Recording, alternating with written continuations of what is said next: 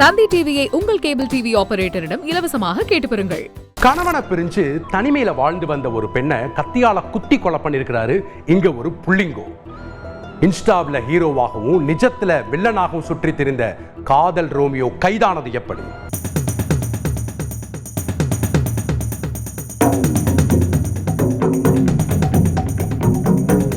Spike மண்டை, pencil பாடி, Romeo getup என பக்கா புள்ளிங்கோ ஸ்டைலில் ரீல்ஸ் செய்யும் இவர் தற்போது காவல் நிலையத்தில் கம்பி எண்ணிக் கொண்டிருக்கிறார். காரணம், இந்த ஆன்டி ஹீரோ வில்லனாக மாறி 37 வயதான பெண்ணை நடு ரோட்டில் வைத்து கத்தியால் குத்தி கொடூரமாக கொலை செய்திருக்கிறார். ஆம், கொல்லப்பட்டவர் சீமா காம்ப்ளே. மும்பையை அடுத்த அம்பர்நாத் பகுதியைச் சேர்ந்தவர். சீமாவுக்கு 15 ஆண்டுகளுக்கு முன் அதே பகுதியைச் சேர்ந்த நபருடன் திருமணம் முடிந்து ஒரு மகள் இருக்கிறாள். சமீப மாதங்களில் கருத்து வேறுபாடு காரணமாக கணவனை பிரிந்து மகளுடன் அம்பர்நாத்தின் பார்குபாடாவில் உள்ள போயிர் சாவ்லில் வசித்து வந்திருக்கிறார். குழந்தை பராமரிப்பாளராக வேலை செய்து மகளுடன் தனிமையில் வசித்த போதுதான் சீமாவுக்கு இப்படி ஒரு பயங்கரம் நடந்திருக்கிறது.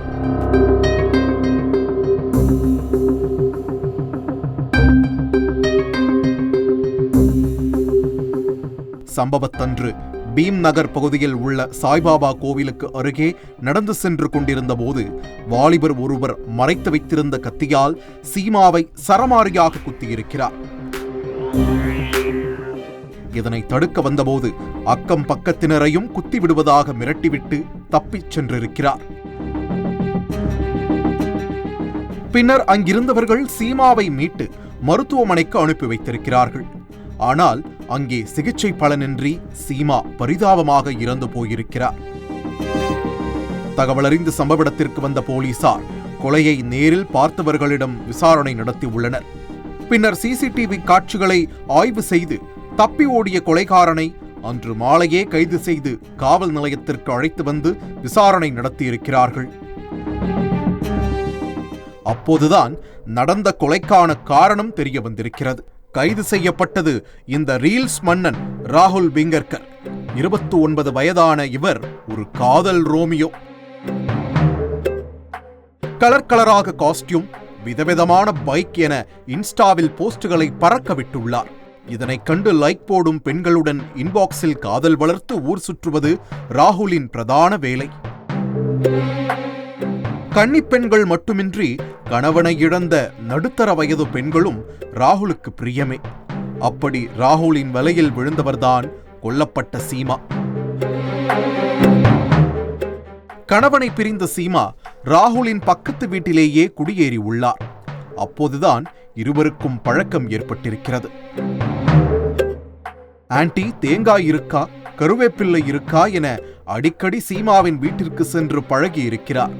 அந்த பழக்கம் நாளடைவில் காதலாகவும் மாறியிருக்கிறது.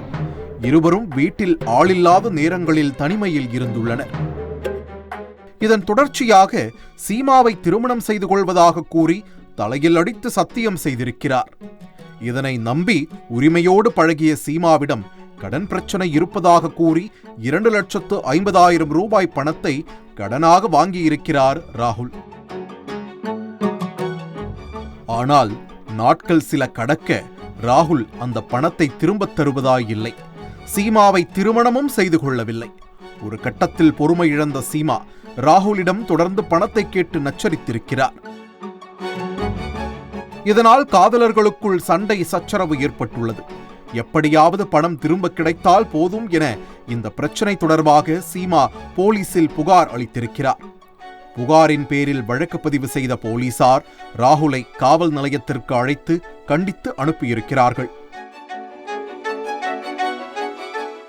இது ராகுலுக்கு கொலைவெறியை தூண்டியிருக்கிறது. காவல் நிலையத்தின் படியேறிய காதலி சீமாவுக்கு முடிவு கட்ட நினைத்திருக்கிறார் ராகுல். சம்பவத்தன்று சாய்பாபா கோவிலுக்கு அருகே வந்து பணத்தை வாங்கிக் கொள்ளுமாறு கூறியிருக்கிறார்.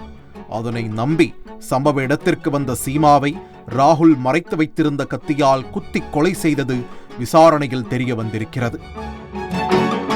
இந்த சம்பவம் தொடர்பாக கொலை வழக்கு பதிவு செய்த போலீசார் ராகுலை நீதிமன்றத்தில் ஆஜர்படுத்தி சிறையில் அடைத்தனர். நடு ரோட்டில் பட்ட பகலில் நடந்த இந்த பகீர் கொலை சம்பவம் அப்பகுதியில் மரண பயத்தை உருவாக்கியுள்ளது.